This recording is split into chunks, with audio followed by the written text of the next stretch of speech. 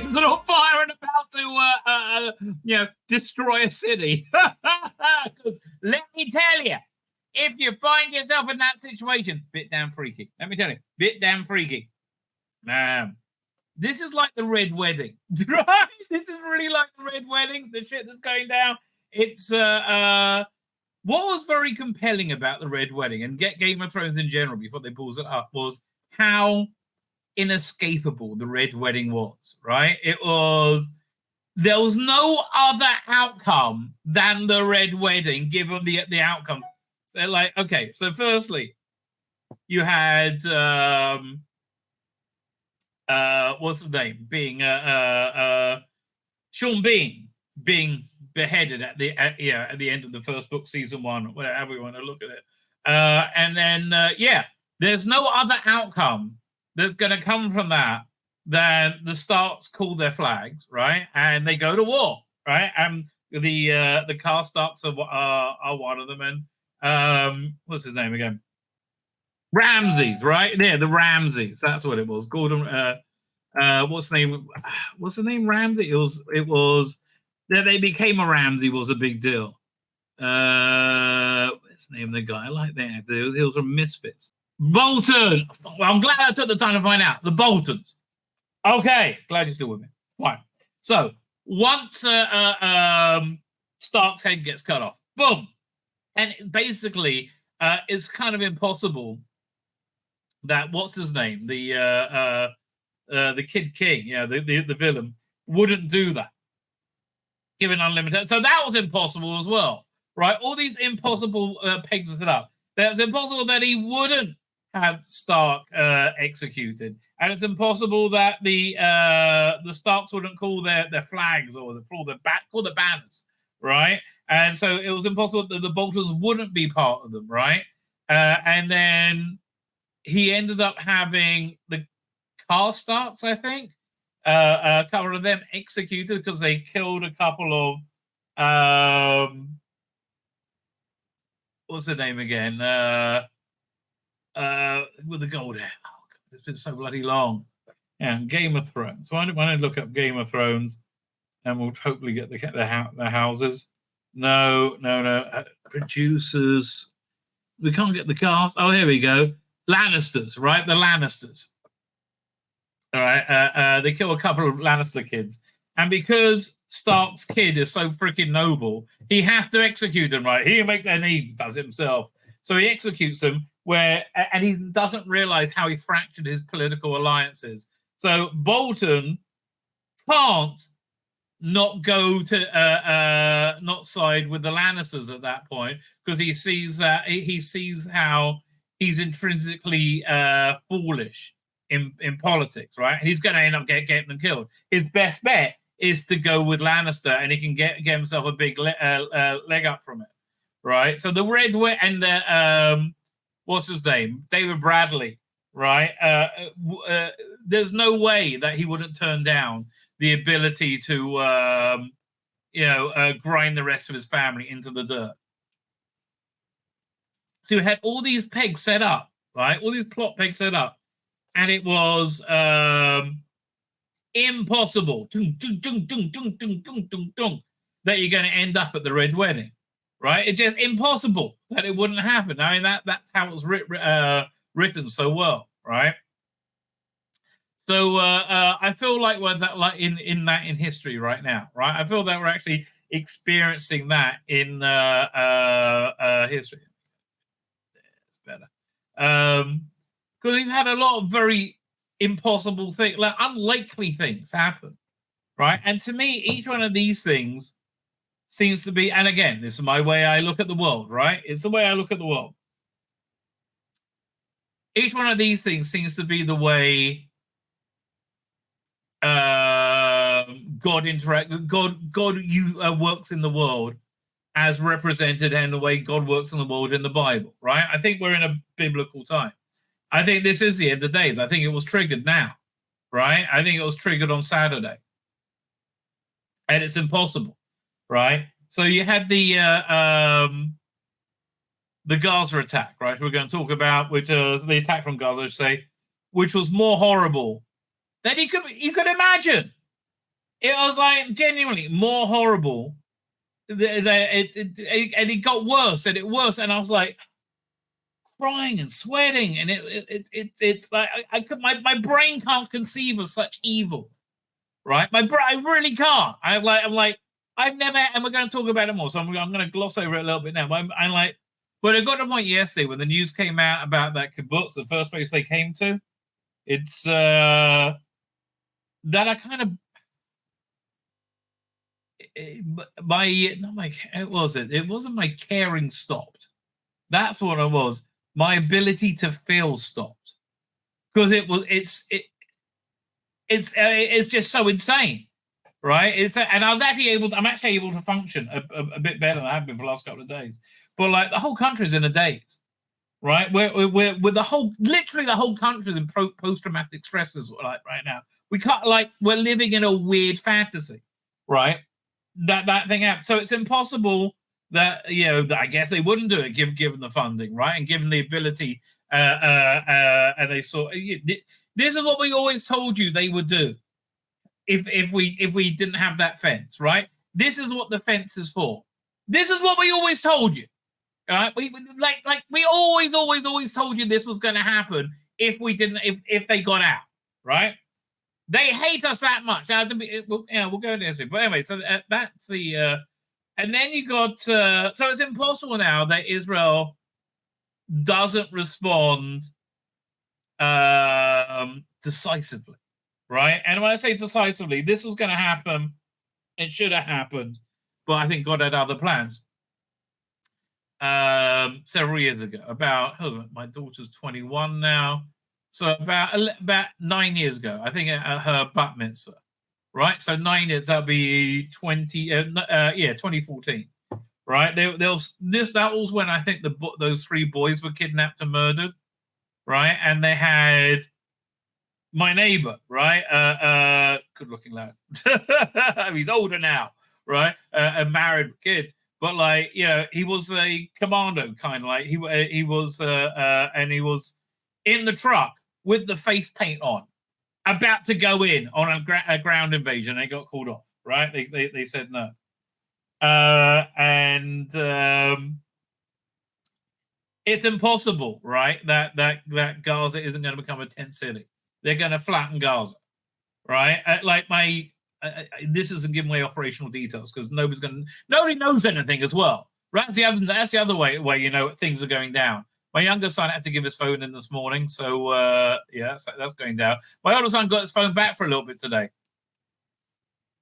Oh, thank God! By the way, big greetings to Ari. All right, Ari is watching. Ari is my shver. All right, it's my future shver. It's my son's fiance's father, right? He's very French, right? He's very, but he's nice. Oh my God. If I could resurrect my mother for I don't know, 10, 20 minutes, right? And have her find out her grandson, who I'm sure she would idolize, especially now, commander in the army, although I felt so bad for him, right?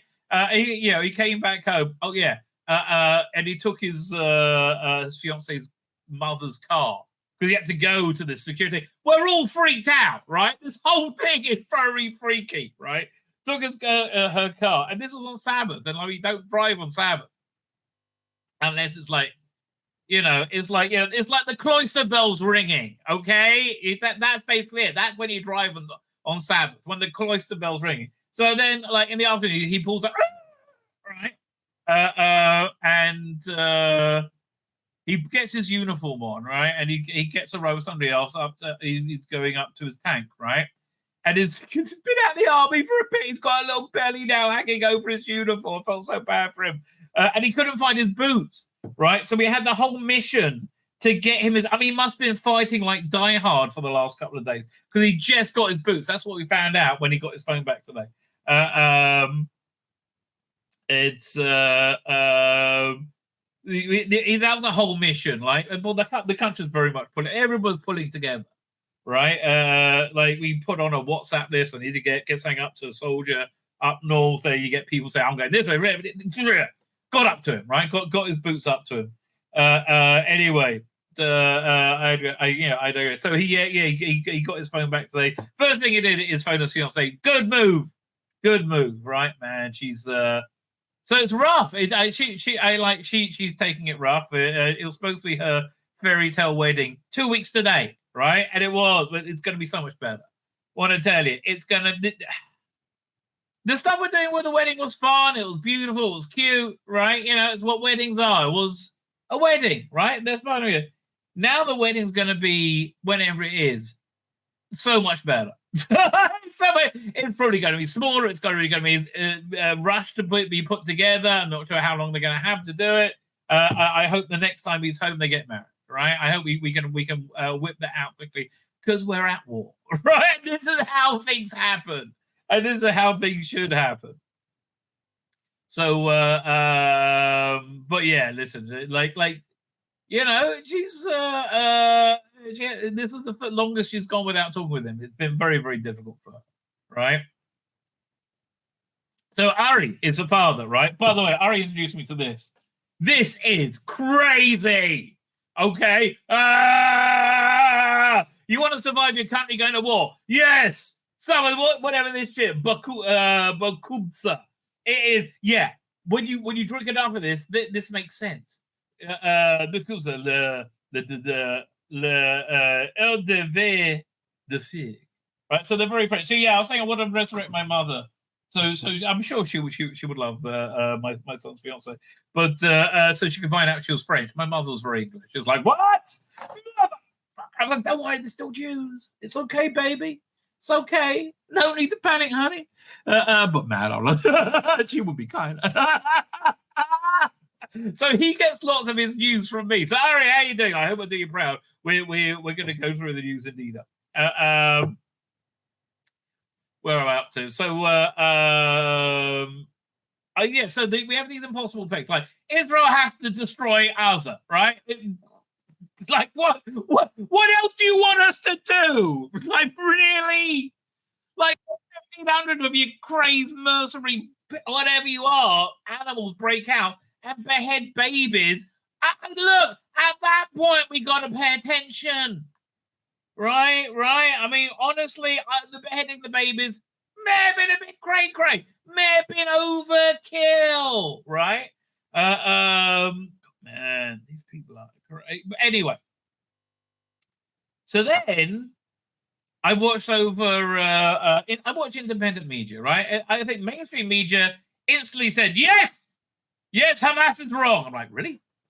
Wait, what? I mean, not in England so much.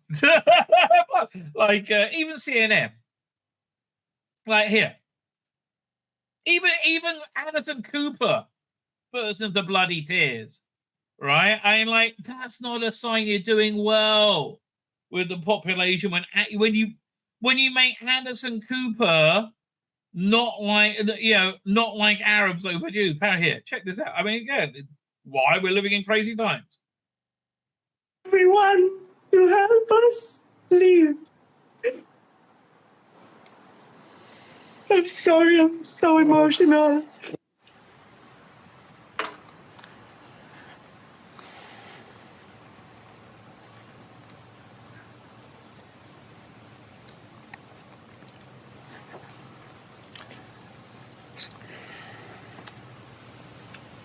CNN's Hadas Gold is in Jerusalem for us tonight. Hadas. I mean, like, really? Like, this guy is not an Israel fan. Let's be clear. He's not an Israel fan. And when you move him to... That's the thing. I have to tell you, it's like my emotions have been... I mean, not turned off, but maybe turned off. Like I think they just shut down. Again, the thing yesterday was just like... Yeah, we're going to talk about it, was just too fucking awful. Right? It was just like too... I mean, honestly... It was the day before yesterday when I saw the footage of them infiltrating a kibbutz, a town, whatever, a village. And the first thing they do, a dog comes running up and they shoot the dog. I'm like, you cunt. You shoot a fucking, what the fuck? And I thought, it can't get worse than that. It can't get worse than them shooting a dog in cold blood. Oh, hold my beer, motherfucker. Oh, is that, yeah, here it is. Let me get that clip. Oh, mate, I mean, you don't really see it, thank God. But, like, really? Like, how fucking evil are you? You shot a cunt dog, really? I mean, I don't. I mean, like, and I didn't think it could get worse than that, right? Ah! Then it went, hold my beer. Yeah, well, there we go. Here we go. Hey, who takes body cam footage of you shooting a fucking dog? Right, so yeah, there's some random like village. I don't know places like this. Fucking hell, he wasn't even charging you, cunt. He's sniffing you. Fuck me, these are animals. Yeah, so then they like raided the house. They wanted to get something to eat. Actually, there's a woman, what's her name, who I think saved her life. Because when she was being held by the terrorists. By the way, Canadian CBC, Canadian Broadcast, Broadcast Corporation, run by Justin Trudeau, sent out an email saying, "Don't call the terrorists terrorists." Right? No, that's an opinion. Really, you cunt? No, they're terrorists. I mean, really? I mean, what do you need to do to fulfill that definition? I mean, again. If you're beheading babies for fun and you're not a terrorist, I would say you have a problem. You thought, I'm no psychologist.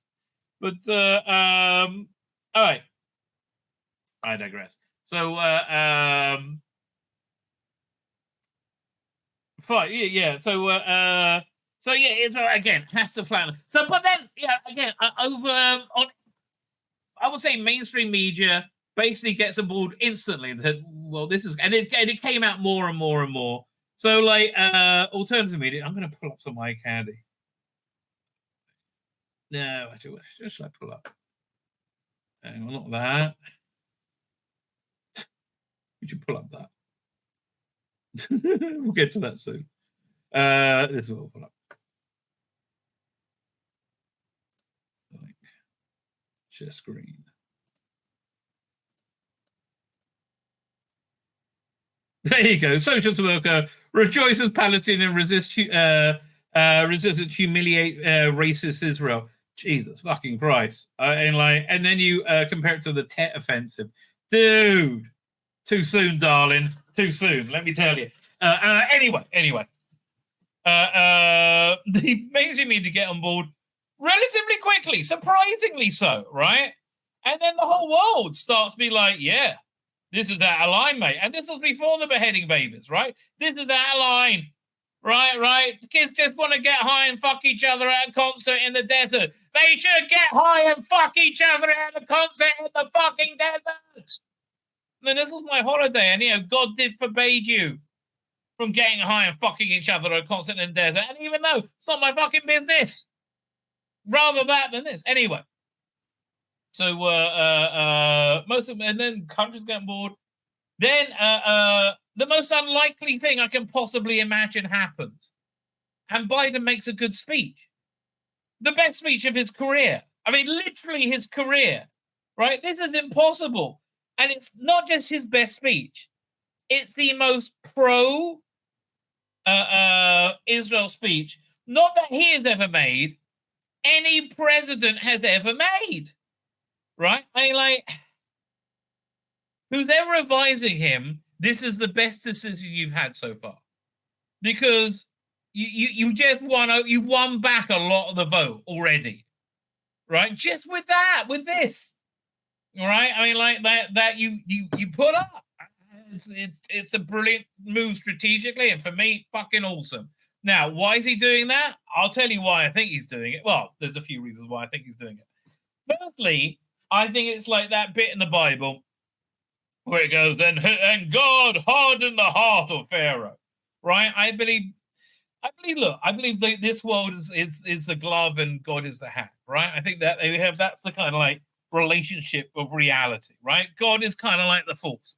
But he like penetrates him and has control. So, but I believe that I believe this was divided dimension, right? I find that the most credible explanation, and I would say that even if I was an atheist, right? Because this was insane. It makes no sense, right? And there's no possibility Hamas is coming out of this.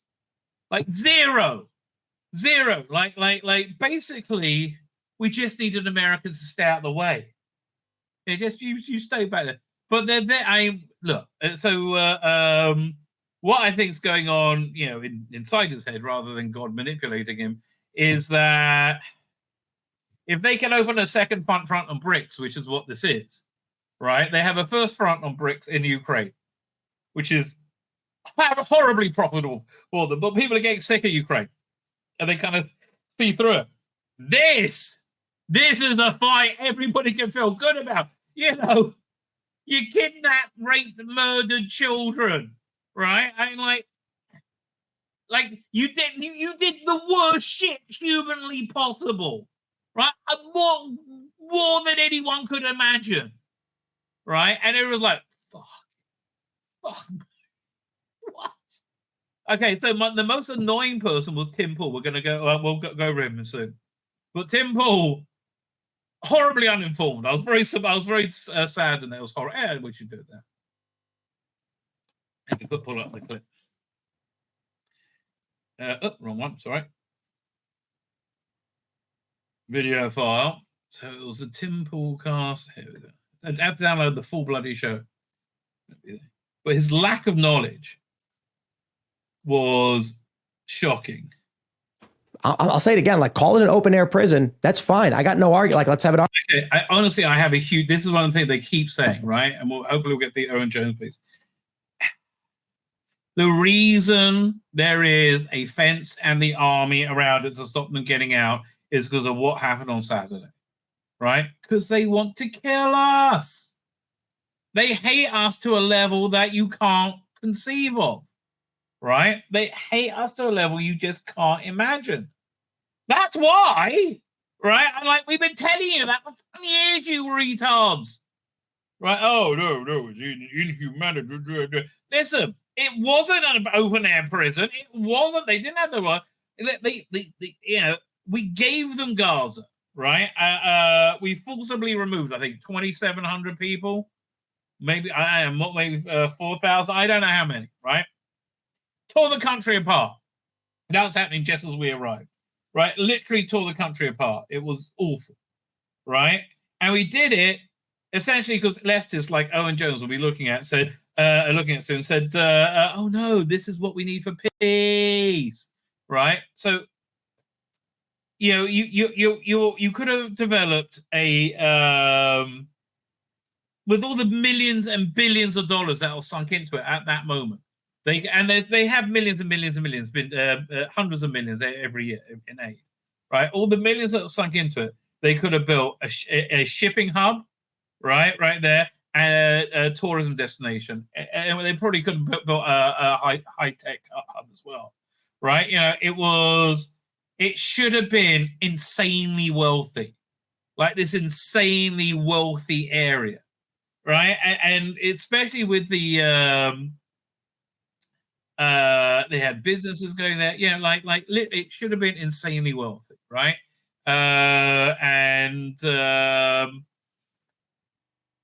They just decided they wanted to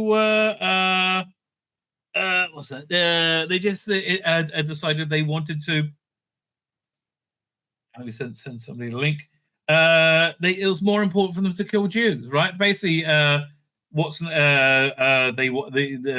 Hamas won an election on the platform of we're better in killing Jews than Fatah, right? That's really what it was. And they just want to kill Jews. What? That's insane, right? They're freaking insane. Here, I'm going to send somebody a voicemail, right? I am doing the stream right now, so people can actually hear me giving you this voicemail. Why am I doing it as a voicemail? Because I would be saying it as I'm typing it out anyway, right? So, it's just the easier way to go. I'm going to send you a link. If you can get to some kind of computer, right? Some kind of computing device and open it in a browser, hopefully with a working microphone and a camera, that'd be fan-dabby-double-dozy, right? I'm in the midst of speaking this right now. Let me just send you that link. There you go. There you go. Fine. So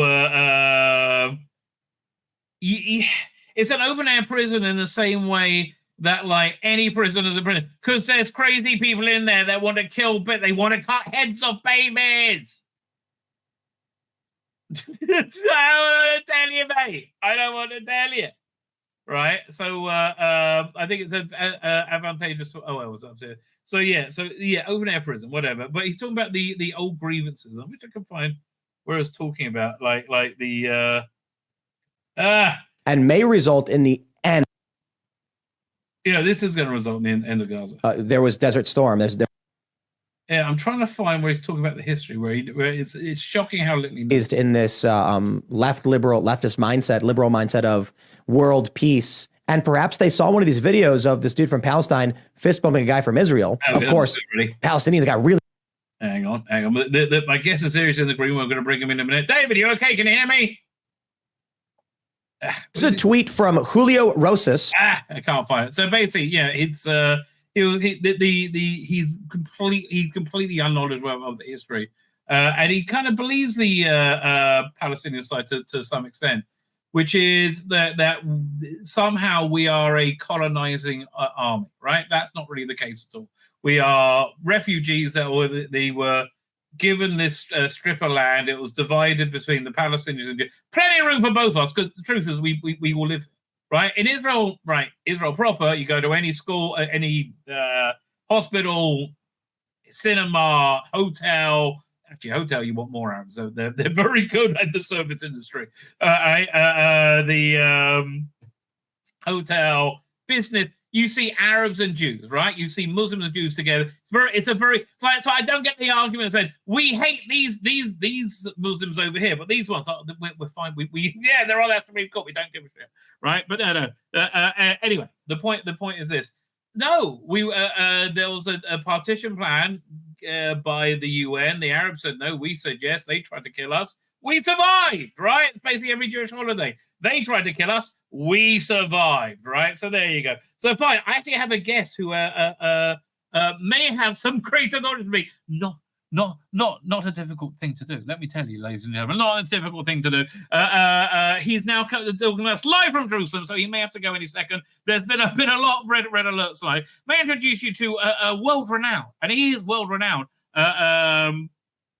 journalist, bon vivant, crime writer, and some say lover. The best of them. It is, of course, the wonderful David Shammer. How are you, David? I like that bon vivant part. Yeah. Anyway, I wanted to mention something you just talked about, the coexistence issue. I don't know if you were aware of the latest quote-unquote scandal that was upsetting everybody today, but apparently they were treating terrorists who had on Saturday killed numerous people, but were injured or wounded somehow in the battle.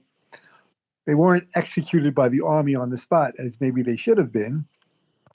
So they were collected and taken to Israeli hospitals, and they were put apparently in the same wards, I don't know about in the same rooms, as some of the people that they shot and injured.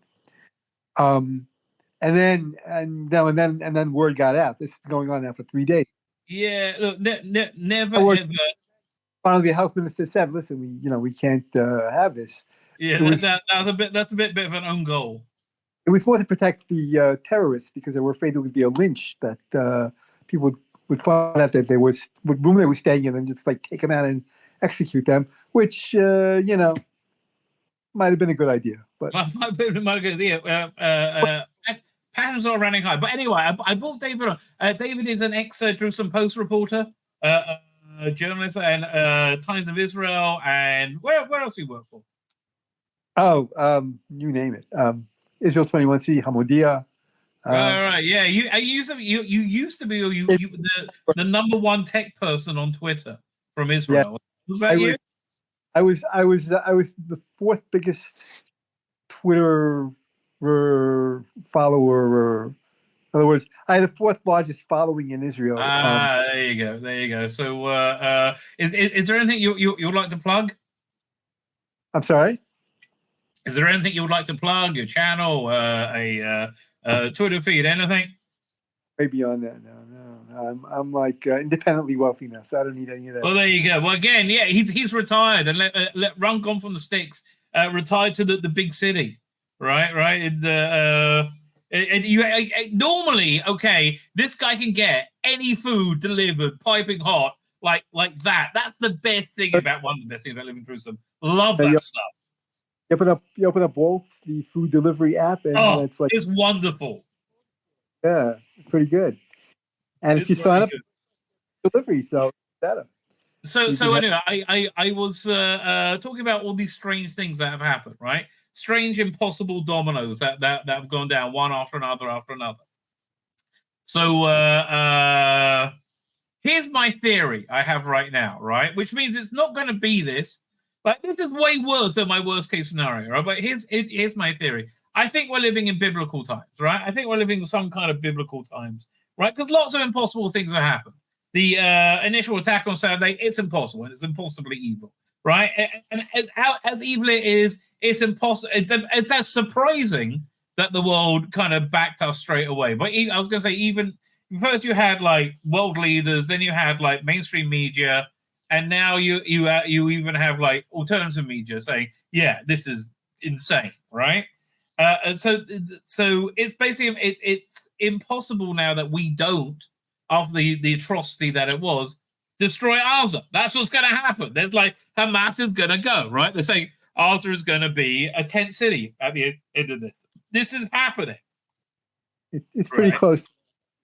I would say. Fine. So then, next surprising weird thing, right? Just like when God's hardened Pharaoh's heart, right? The Joe Biden not only makes the best speech of his career, right, which it was, like what? Not only makes the best speech of his career, makes the most pro-Israel powerful speech any president has ever made. And backs us 100%, sending 2 aircraft carriers in. Like I think maybe in his head he wants to open up a second front in this BRICS war, right? Let's say Ukraine's the first front, this is the second front. War makes a lot of money for him, and this is another good. And people are sick of Ukraine already. This is something they can feel good about. I'll tell you, there is one. Zelensky yesterday proposed a conspiracy theory as to why all of a sudden Hamas decided to attack. And his idea is that they were prompted by Russia, which is trying to draw attention away from the Ukraine war and focus it elsewhere. So that, right, but and it's again, Zelensky says a lot of things, and the Russians say a lot of things, and everybody's of course looking out for their own self-interest. It's interesting theory. It's not impossible. After the U.S. is sending 2 aircraft, one is here already, and the other one is on the way. Sending 2 aircraft carriers to be stationed off the coast of Israel. Okay, the United States is backing us, and Biden has made the best speech of his life, and there is a supply chain of weapons coming in.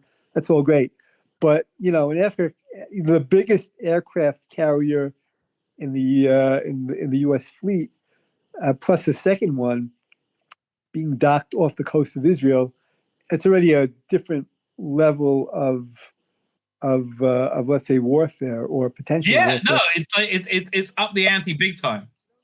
You don't need that. You don't even need that for Hezbollah, let's say, right? You don't need that for Hezbollah.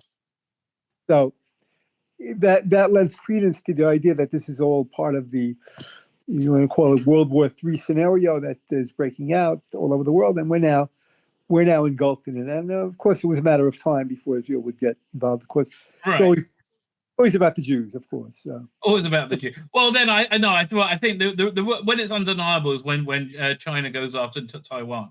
But my point is this: what happens, right, if somehow petrodollar goes down, America falls, any one of these gazillion things that are about to destroy America, and they've been teetering on the edge of for the last year, actually happens while we are we are the target for it. we're going to get slammed by major forces on every side of if America loses its power. I'm just thinking that would be a messianic scenario. Or yes, well, we'll put it this way: in terms of being slammed, there would definitely be an all-out war. But then, any limitations that, I'll put it this way: the fact that what's going on in Gaza now obviously is going on, to a much greater extent than in the past. Why did they not do this 20 years ago when they started fighting? Well, I spoke about this. They'll literally ready to do a ground invasion in 2014. Yep, he's back again. Anyway, if there's no America, then Israel can do whatever it wants, and it's likely that all of these enemies would be, let's say, allayed or put in their place in very short order. And that includes enemies within and without the country. My daughter's down here. Yeah, everything okay? Yeah, you can say that's a mechanic scenario as well. Absolutely. Okay, can you just we're cool, but you don't count. You just want to sit there? I want to be in the safe area. Okay, you use a chair then. Okay, yeah, wait. No, it's okay. Okay, darling, you're in the frame. Just you can be in the frame. Just sit down and be comfy. Come sit next to me. No, I didn't get my gun. I forgot. Oh, go get your gun. I know, but that's the safe places. I don't want to go out. Okay, my daughter's here, so everybody, just want you to know, this is what war's like. Okay, this is what war's like.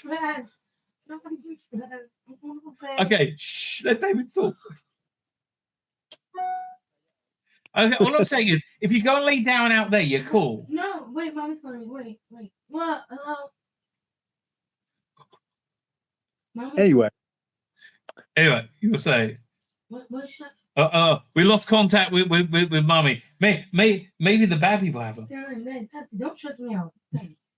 But you're stressed out anyway. I didn't hear Hazakah, so it makes me a bit There's stressed. no Hazakah, we're fine. No, that's what's making me stressed. That's maybe a big Lila. You what? What's a big Lila? That's terrorists in the. Okay, this is the second one today. Did you get the notification? That's a false alarm. 1 second. I don't know. They also send in the WhatsApp group. I got a message from the code OF and they send it in the WhatsApp group. Oh, okay. She's got it in two things now. All right. Me too. And this is that okay, okay. If you're gonna be in it, you gotta shut up. Okay. That's the no. This isn't shutting up. You gotta put the phone down. No, you're not. I can see you. You're right here and you're talking. Life during wartime, ladies and gentlemen. Okay, Mommy, I'm thinking for a few more minutes. Bye. She's staying here for a few more minutes. It's okay. No, everybody relax. Nothing's going to go wrong. Anyway. Don't do this thing. Yeah. Someone's delivering a pizza. That's what's going down. Okay. Yeah, let me clean my camera. Well, anyway, David, you were saying. Right. Yeah, so you could call that, as I said, a messianic scenario as well, and that would be the true messianic scenario where Israel would be able to act independently as opposed to. Yeah, look, all I can say, there's a lot of end of days stuff going on right now, right? There's a lot of end of days stuff going on right now. Absolutely. Listen, I don't know how religious you're allowed to get on this program, but you just have to translate that people who don't have a religious background would understand. So fair enough. So as we know, the Elul, right, the time between the Jewish New Year and Yom Kippur, 10 days later, the period of judgment, and then there's the judgment on individuals and nations and the entire world that's handed down and accepted by God or decided by God on Yom Kippur. But according to the Kabbalists, that judgment is suspended, i.e. can be changed, if it's a bad one, up to last Friday, which was Yeah. Hoshana Well, Rabbah. can I interrupt 1 second to explain to people? Shana Rabbah. I was talking about it earlier. Shana Rabbah is when the whole New Year period is a judgment period, but everything gets finally sealed. Your fate, your nation's fate, the world, every fate gets sealed on Friday as the sun goes down. Anyway, over to you. And the judgment is handed in, right? It's like sort of stamped on the next day, Simchat Torah, in the morning at Musaf time, which was not coincidentally the time that many synagogues were up to, the prayer that many synagogues were up to when the first reports of the invasion and the missile attacks and all came in. So it seems very doesn't. First of all, we know there's no coincidences in the world, and I mean, if you know the religious facts, in terms of what the judgment is all about and how it's handed down and when it's given, and the timing of this war, just seems quite interesting. Yeah, no, look, I get it. This is crazy, right? Absolutely. So I was predicting the Messianic age would have started by the Jewish New Year. Clearly, my calculations are off, but things are getting crazy, baby. Well, see, you could say the New Year period extends through the end of the holidays, right? I mean, because it's all the judgment period, which ends holidays, which is Simchat Torah, which was on Saturday. So yeah, it's if that was the judgment, then and the judgment is that this is the year of the coming of the Mashiach, so that's a great thing. I wanted to point out one other thing. Yes. We didn't have an intermediate Sabbath this year, Chol Hamoed Shabbat, right? The reading, obviously, we read the Torah and the prophets on every Sabbath and holiday. Right. Well, just let me translate for you a little bit.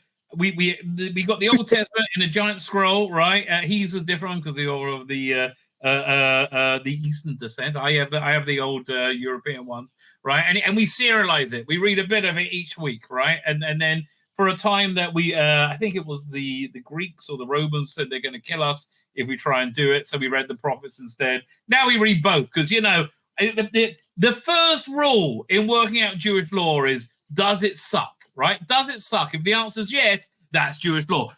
Can you not eat bacon? Yeah. Well, does that suck? Yes. So therefore, it's Jewish law. Very good. Okay. That's the second rule in the book. After they tried to kill us, we won. Let's eat. Exactly. Yeah. They tried to kill us. They failed. More often, they failed. Let's eat. Anyway, yeah. So the prophet reading for that intermediate Sabbath is all about the war of Gog and Magog, right? The final battle between good and evil, and I think it's in Ezekiel, right? Ezekiel, that reading is from, in which describes all of the things that are going to happen, the Great War that's supposed to take place. So we didn't read that this year, but we seem to be living instead. As if we are having a live action version of that, Right. There's something interesting. I heard a thing. It's all in Hebrew. So there's a really generally quite annoying paragraph you add into prayers over the months before the Jewish New Year, and then up until was it Yom Kippur or Shana Rabbah? Right up until the Saturday. Right. It's called Ladovid. Right. A Psalm of David. Right. And they have some very, very direct references to this. Like it's got the name of the kibbutz where the first attack was. So right after Sukkot, and they says, where's it going to come from? Hamas. It's very. It was very freaky. I was like, whoa! I've never paid that much attention to it. No one does because they're always irritated. We have to say it. Well, I know many things do irritate you, too. Well, yeah, it doesn't take much. My name's Tzvi Lebetkin, the Rabbi from another planet. Please like, share, share, and subscribe. And ring that little bell. Ring the little bell so you're notified when new videos drop.